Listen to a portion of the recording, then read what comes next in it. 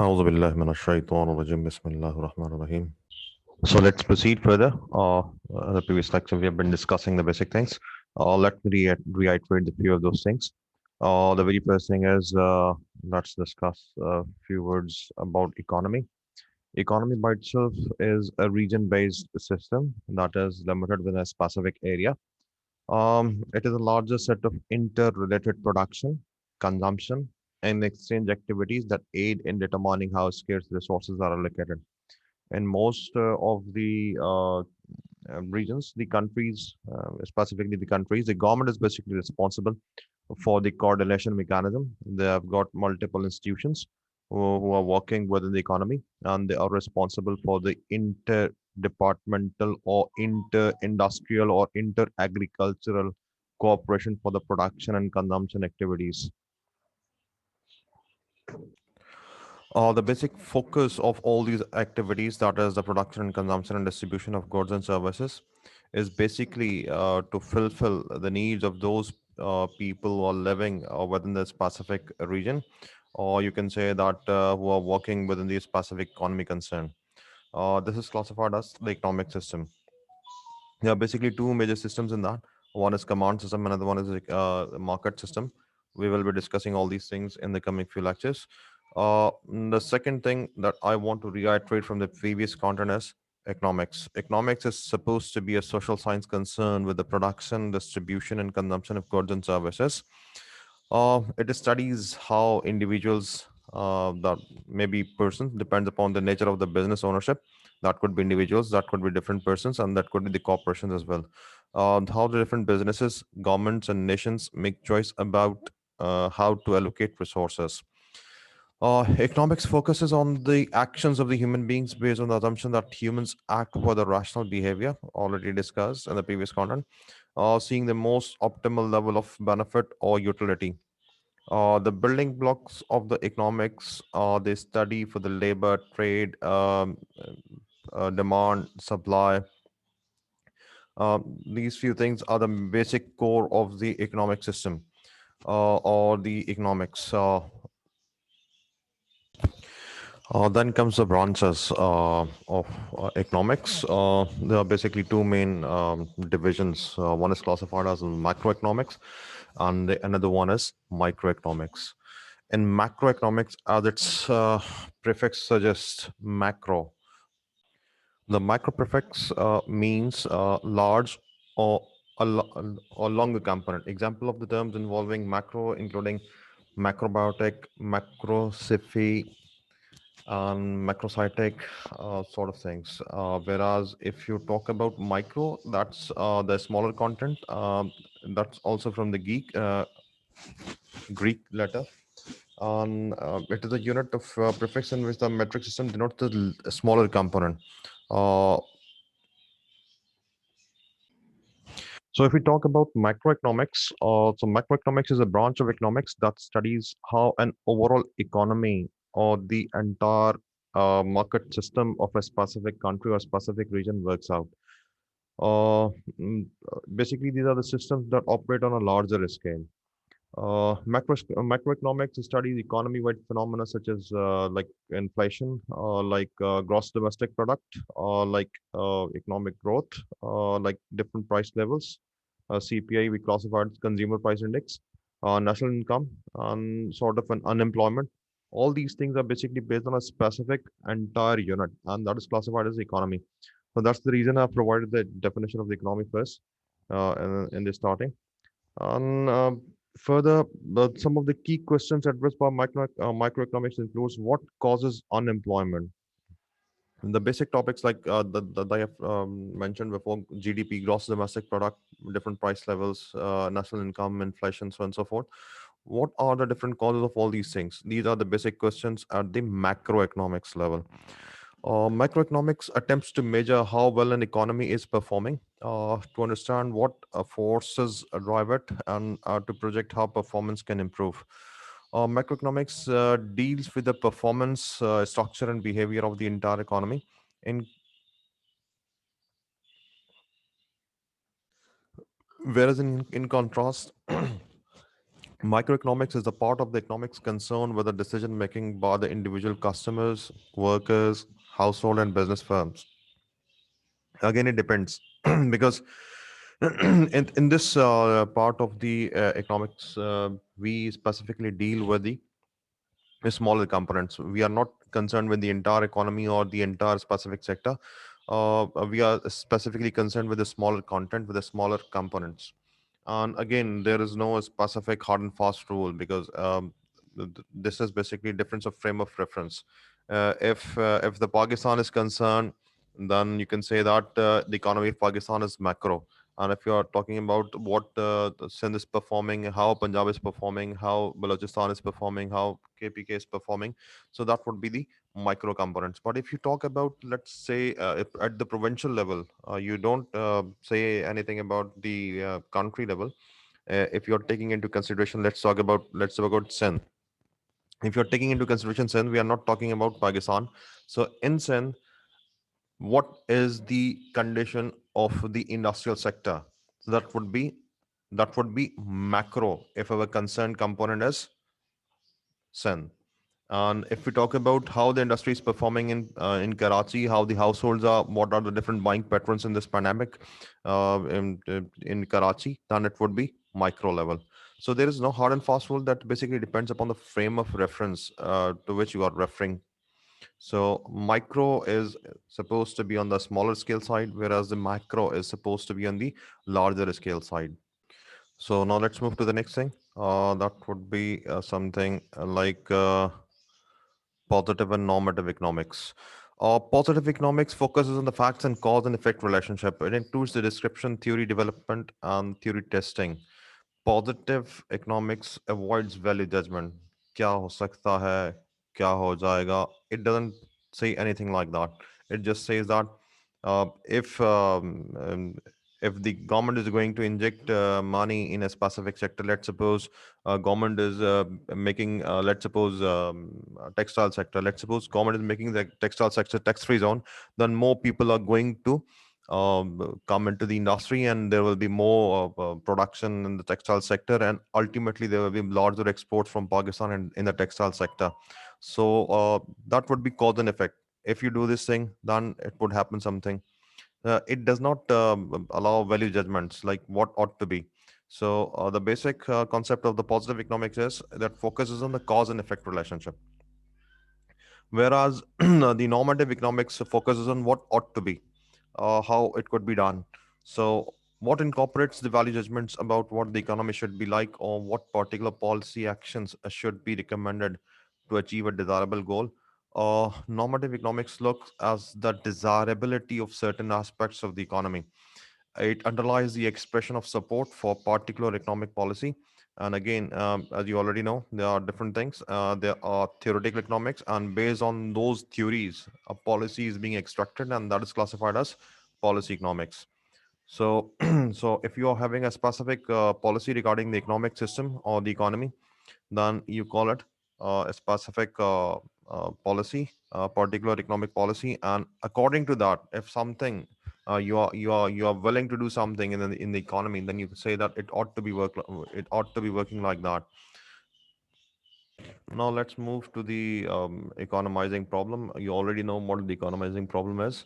In the previous lecture, I have told that economizing problem is concerned with the allocation of the scarce resources to the maximum satisfaction of the unlimited wants that anyone or everyone in the economy is having. So that's the basic concept of economizing problem. So let's read a few words from this book. The need to make choices because economic wants exceeds economic means. Obviously, because you always have a limited or the scarce sort of resources. Everything in this world is finite in nature, and everything you are willing to do is basically infinite. Everything you are willing to have is infinite. So basically, it's a combination. It's a comparison of limited to limited to infinite. So. Uh, this is basically the economizing issue. So, what is an individual's economizing problem? Individual's economizing problem is concerned to a single person because everyone, even the wealthiest, as it is written in the book, even the Bill Gates, or the, you can say Mark Zuckerberg, or anyone who's having a specific income level, they will be having larger concepts, they will be having larger willingness, and they will be having less resources as per their requirements. So everyone is having a limited sort of income that's incoming to their pocket, so you can say to the business, and they have to work with that. Whereas the wants of the individuals, they are again unlimited in nature. So let's read a few lines from here. For better or worse, most people have virtually unlimited wants. We desire various goods and services that provide utility. Our wants extend our a wide range of products for necessities, for example, food, shelter, and clothing. Luxuries. Everyone know all these things that everyone needs the basic necessities of life, and they are basically classified as the wants or the requirements of the society. And whenever you are working with art, they whatever you are willing to have will always exceed with whatever you are having. So it's basically there's basically a boundary in between. So you have to work with that, you have to work with the allocation in such a manner that maximum of the requirements should be satisfied and least of the requirements must be left over. That's a basic concept. Here we are having a very good comparison of the budget line. Basically, here the writer has given the example of Amazon gift card. And someone have sent you $120 card. You can say that Pakistani around 12,000 rupees, and you are willing to purchase a book and a movie. So these are some of the possible combinations. Let's look at the green this thing, the green sector. If you look at this, then you can. The price of the movie is $20, and the price of the book is $10.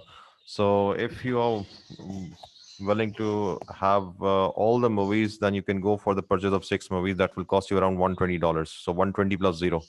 So if you are willing to have at least, you say that I can have a less movie. Let's say we can have five movies. So if you go for the five movies, then you have got $20 extra. That you are having $100 for the movie, and you are having 20 more dollars available, and you can avail those $20 for purchasing two of the books, because the price of the book is $10 per unit. So you can have uh let's say five movies and two books. So that's a choice. And if you say that I can go for one more less movie, you're going to take out one more from the bucket, and you're going to purchase few more books. So you go for the four movies, and let's suppose four books, because each book costs you around $10. So four books means $40, and four movies means $80. 80 plus 40 is again 120. So these are some of the possible choices which are available. And here I'm basically I just wanted to have a whiteboard and a marker.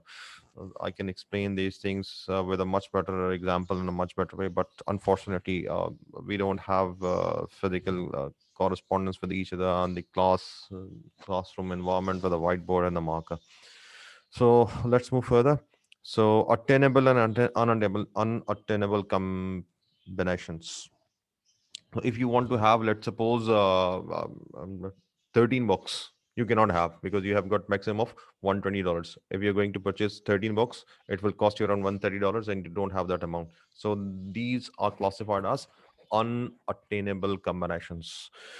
Anything beyond the boundary is unattainable. So your maximum budget is $120, and you are going to purchase 13 books. So it's not practically possible. So let's suppose if you are willing to have seven movies, again, that's not attainable, because maximum amount is $120, and per movie costs at $20. So seven movies will cost you around $140, and you have got just 120. So it's not possible to purchase seven movies. So what will you do? You can do this thing. Let's move back to the previous page. You can have this, any of this combination, but we are talking about attainable and unattainable combinations. The previously green sector is attainable. This is all you can have, different combinations. What you cannot have 13 books, you cannot have 7 movies, and anything beyond that is also not possible. Let's suppose you want to have 10 movies, or you want to have 20 books. That's not possible. So these are classified as unattainable points beyond the budget. So you can have an idea about the attainable and unattainable possibilities. Now let's talk about different trade-off and opportunities. The concept remains the same, but the discussion remains the same, but the concept is a bit different. Trade-off means what you have to forego to achieve the another one. So if you're talking about let's have another box, you have to forego one movie. You can have two more books, but if you want to have a movie, you have to forego two books. uh, let's talk about this in a bit further better way. Let's talk about this. Any of this combination. Um, Here you are having five movies, and you can have two books because 20 each will cost you around $100, and 10 each will cost you around $20. $10 per book for two books is 20, and $20 for a single movie, and for five movies will cost you around $100. So if you want to have one more book, let's say you want to have three books, what you have to forego, what you have to leave, you have to leave one more movie within the budget line. So if you're going to purchase, let's suppose three books, you have to leave one movie. So you will go for the four. So what's the cost? Cost is one movie. And what you can have one more book from two to three. And it would be 80, it would be 30, and you will be having 10 more dollars for anything else. But if you don't want to utilize any other thing, or you don't have a choice, let's suppose the choice is fixed to have a book or a movie, you cannot purchase any third thing, then you have to go for another book. So price of one movie is two books. If you have to forego one movie, you have to leave one book, you can have uh sorry, I mentioned the wrong way. If you have to leave one movie, you can have two more books. But if you want to have one more movie, you have to leave two books. 4 minus 2 is 2. So yeah, 4 to 5 is plus 1, but this 4 to 2 is minus 2. So this is basically the concept of opportunity cost, the trade-offs and the opportunity cost. Let's read a few lines from here. To obtain more movie, you have to give up some books. For example, to obtain the first movie, you trade off two books. So the opportunity cost of the first movie is two books. To obtain the second movie, the opportunity cost is also two books. The straight line budget constraint, which with its constant slope. The positive thing in this example is that it's uniform in nature. But there are certain things, so there are certain opportunities, there are certain costs which are not uniform in nature in the natural environment. So if you're going to purchase, let's suppose first car, it will cost you around $100,000, 100,000 rupees. It would be more feasible. 1 million. Let's talk about a million. 100,000 में तो कुछ नहीं आता. Let's talk about 1 million. 10,100,000. So let's suppose you are having a first car, and after some time you realize that you need to have one more car. So at that time, the cost of the car would not be 100,000, 10,100,000. It would not be a million. It would be more than a million. It would be more. It would be like something 1.1 million. So it would be something around 11,100,000 rupees. So you have to work with that thing. So in the normal or the natural environment or the natural economy, you have to go for different choices. And unfortunately, in that environment, there is no single straight line. There's no direct or one-to-one correspondence, or there is no straight line correspondence, or there's no one-to-one matchup. So in that case, you have to forego more to have something less. So that's the basic concept of the opportunity cost. Let's talk about choice. The very first thing to note is that whatever you are going to choose is not necessarily applicable to everyone who is present in the economy or the economic system or the specific area under study. So different people make different choices. The very first thing, again, second thing that is it's like that. Everyone who is in the economy will make Their preference based choices. Some people will love to have more books, whereas the other might have would prefer to have movies more. So that's the concept for the choice within the budget and the specific allocated resources. We have to go for the choice factor. But what's the case if there is a change in income? If there is a positive change in the in the economy, or you can say an individual is now earning more, then definitely the person will be having more choice. The person can have more movies, or the person could have more books, or both of them. If the income is dramatically being changed towards the positive side, then the person would have more choices to have more content, or the person may gift to any other person as well, like the family, like the parents, like the children, so on and so forth, etc. So let's move society, the economizing problem. Now let's talk about uh, larger scale. Previously, I've been talking about an individual person's income, and then let's talk about the society or the bunch of people who are working in a certain environment, or let's suppose an area constraint environment. So two things which are being posted here are basically the common concept of discussion for the previous many times. That is the scarce resources and the ever-growing economic wants. So let's talk about the categories of the resources instead of discussing the resources are scarce. It's already being discussed, and everyone knows now that whatever you have is finite in nature, and whatever you want is infinite in nature. So we have to go for the choice. And further, let's talk about the resource categories.